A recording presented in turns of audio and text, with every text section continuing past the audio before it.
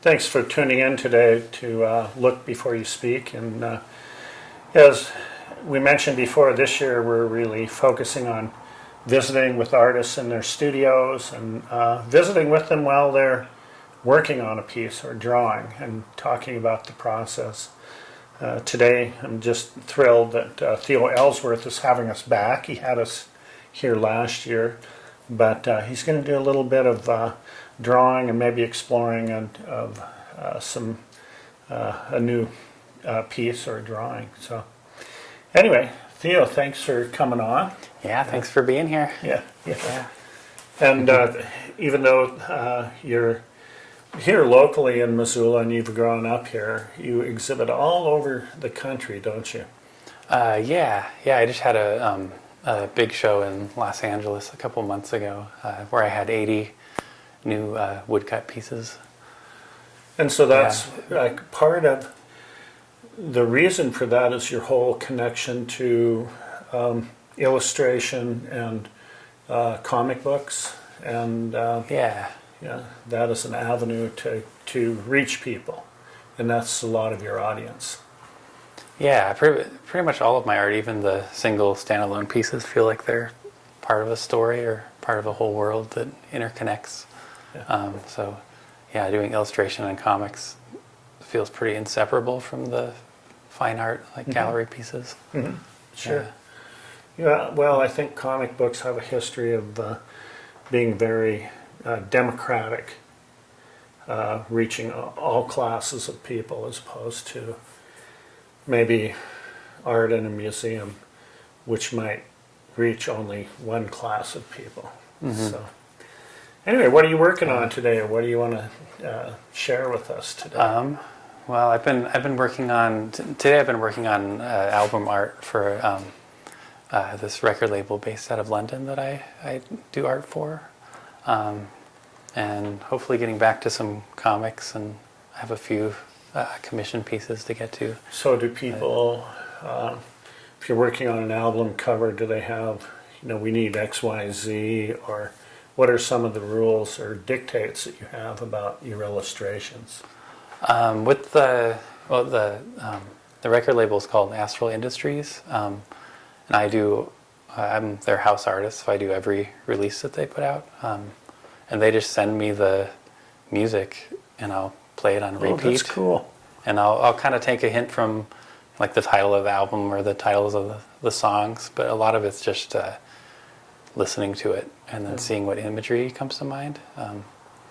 And they kind of given me creative freedom, so I just kind of... So you're working on that today? Yeah, we're peeking over your shoulder. Yeah. Some of it I had to hide because they're kind of protective of... Yeah, sure.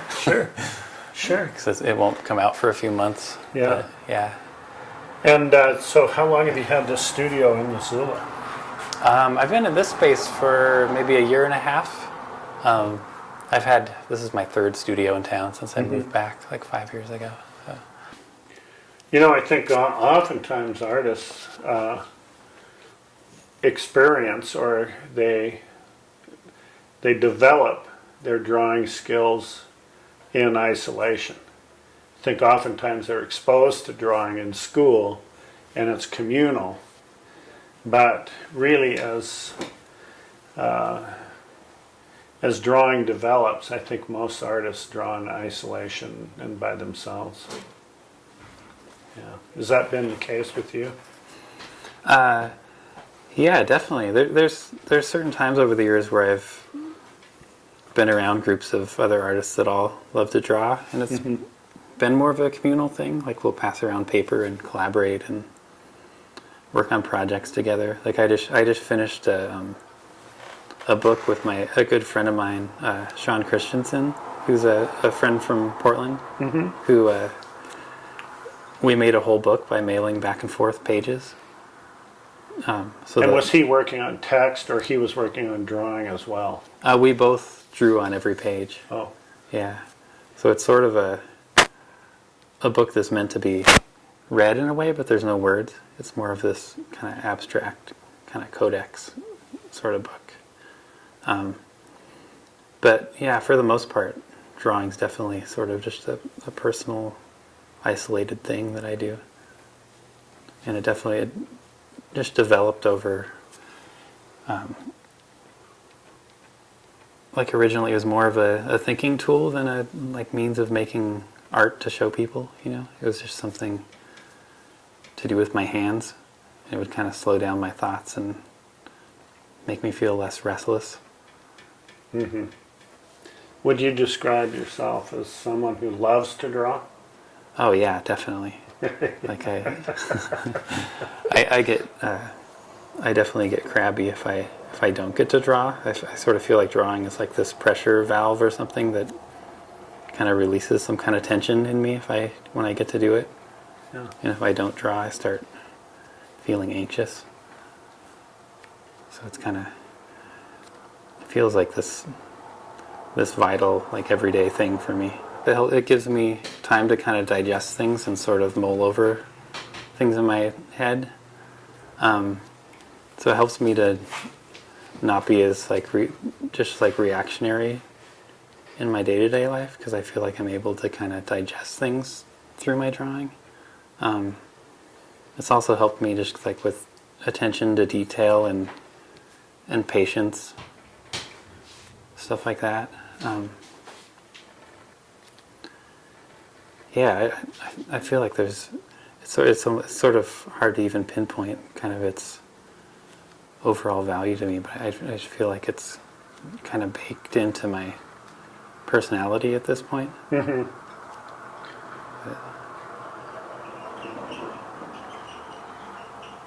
It definitely helps me look at things from new angles, for sure. Do you think that you've had to, maybe this isn't the right way to phrase this, but do you think you've had to develop some rules for yourself to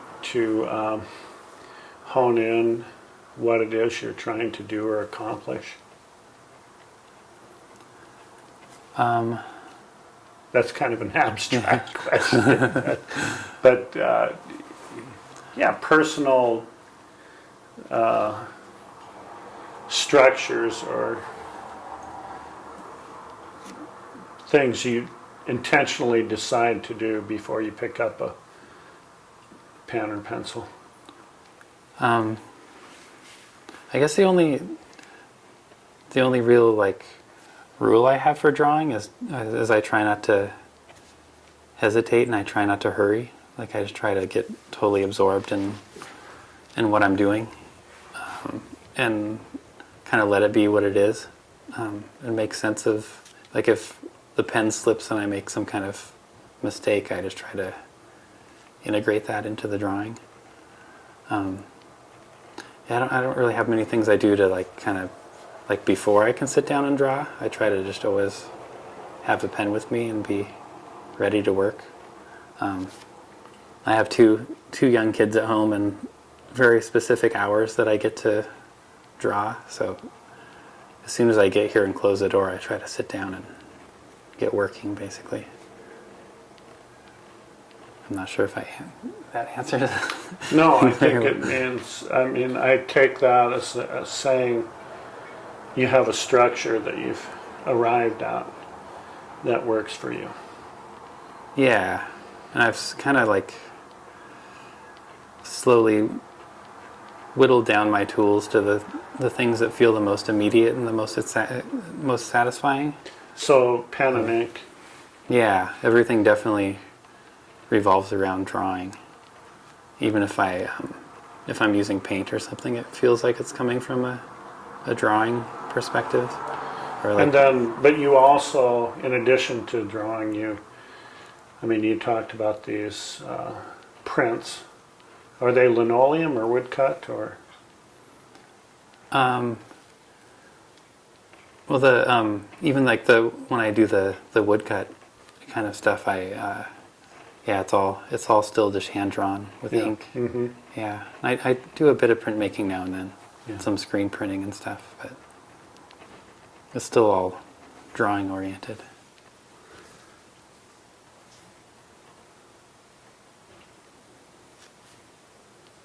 you mentioned you're working on an album cover, and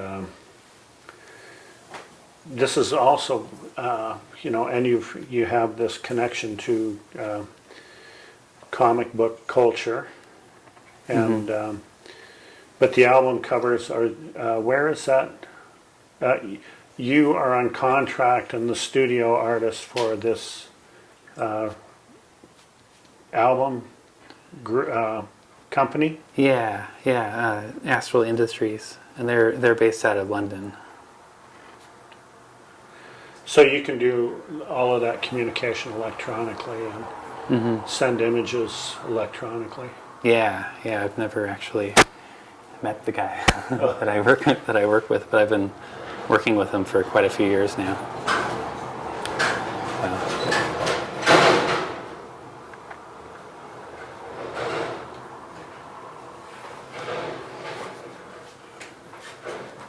And then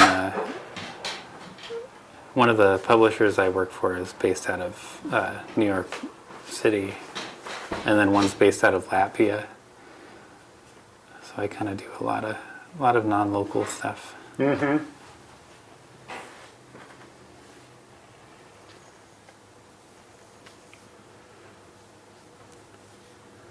Notice your lines are kind of. I like the way you described it, like not to hesitate but not to hurry, and that's a really great description. Like there's a certainty about the way you draw. There's a confidence that this will evolve into something, and but you don't start off with a particular vision ahead of time necessarily. Yeah, even if I do have something in mind, I feel like it's always kind of foggy until I really sit down and work with it. Like I don't usually try to mold a picture to fit exactly what's in my head, because then I'll usually end up running into walls because I can't draw something exactly how I see it. But if I just kind of work with the piece and see where it goes and see what wants to come out on the page, then I usually have a lot more fun. And then there's room for surprises. But my whole style definitely came out of just doing spontaneous doodles in straight pen and just filling pages with things, and just kind of as a way to think. So that's, I guess that kind of gave me an ease with just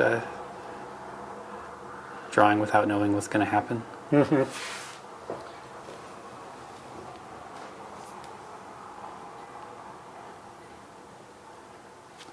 I figure there's never really a reason to be trepidatious or fear, because the worst that could happen is I don't like the drawing. That's kind of the one place where I can just do whatever I want and see what happens,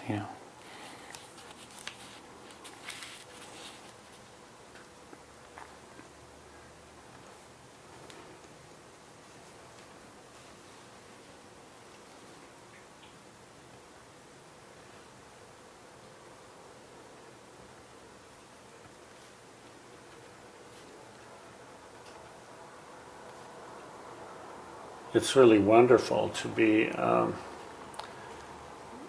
for you to share this, to allow us to peek over your shoulder and just enjoy the act of drawing. And in many ways, it's an act of your thinking. It's how you're thinking, and just sharing that so willingly. That's great. Thank you.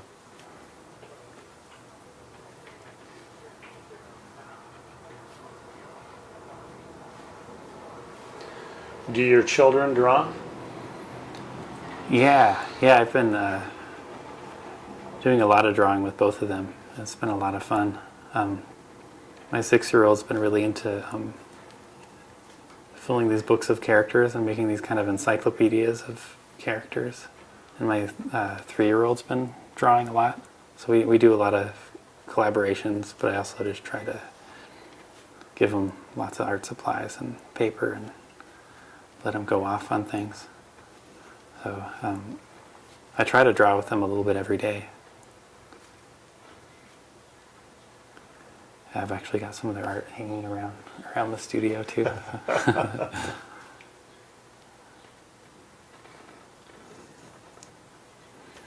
Yeah, and I got to be with each of them individually at the moment where it suddenly really clicked that they could draw people or characters. Like when they were younger, they would both. I would just give them art supplies, and they would fill pages just with colors and scribbles, Mm-hmm. you know. And then they both individually had this moment of like, I can draw people, and it like really clicked in their head, and I got to watch them suddenly start drawing figurative stuff, and that was really amazing. Yeah. Just to see how their brains worked and how they went about that. Yeah, I really enjoy just sitting and watching them draw, because you get this sense of like how their minds work and how they problem solve stuff. Well, it's so much of a personal language. And you gain an insight into how people think, but how they communicate too. Yeah. Even if what they're drawing ends up totally abstract, there's these whole stories that they're telling around that, about what they're creating.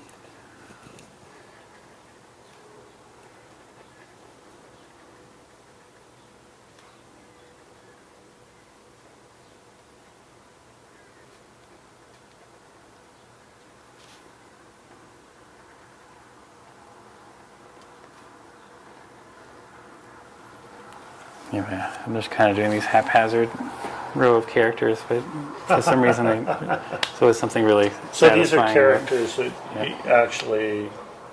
you revisit. Yeah, I definitely, even if I do there's something really satisfying about adding legs to things for some reason. Even if it's totally abstract, just adding a pair of legs turns it into this sort What of do you like... have there? An owl, a house. What is this? A wig? He's like a Thing. cyclops. Cyclops. Furry cyclops head with legs. And a pyramid. Is that a basket or a pyramid? Maybe it's a pyramid made out of basket material. It's a wicker pyramid. Oh, that's wonderful. And so you often work color into this, and do you use that color? Is it permanent? Yeah, this is a rapidograph pen, which I fill with India ink.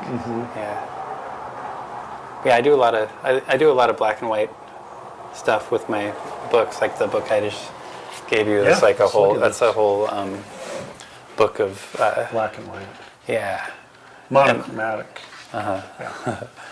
And this is one of my art zines, and it's an exact copy of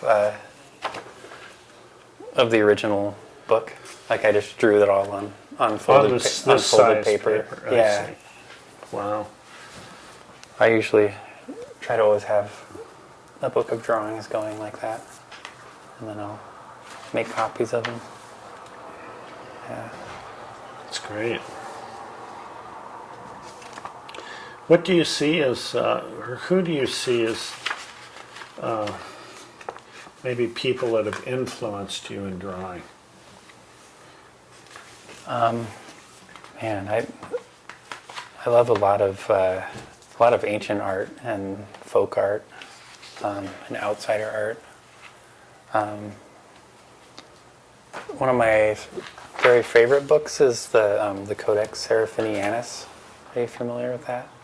I think it was made in the late 70s. by this Italian artist named Luigi Serafiniani, and it's this huge kind of encyclopedia of another world. It's all written in a made-up language. I'll have to show it to you sometime. It's a really interesting art book, and it's just filled with pages of like strange plants and animals, and like it's obviously divided into sections, but no one's ever been able to decode it, even though it seems like you should be able to. Oh, this is wonderful.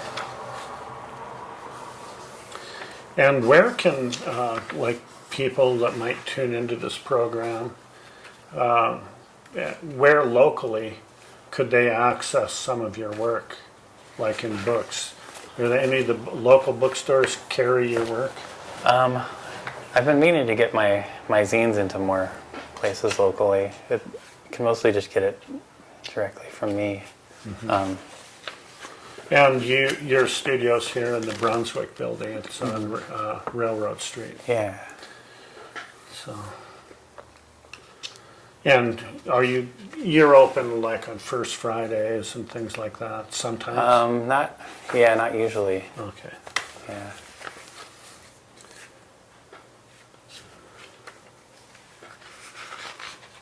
Well, I want to just thank you so much for having us today and sharing your drawing and some insights that you have about drawing. And maybe we'll look around the studio a little bit and talk about some of the work before we close up the program. Sure, today. sounds good.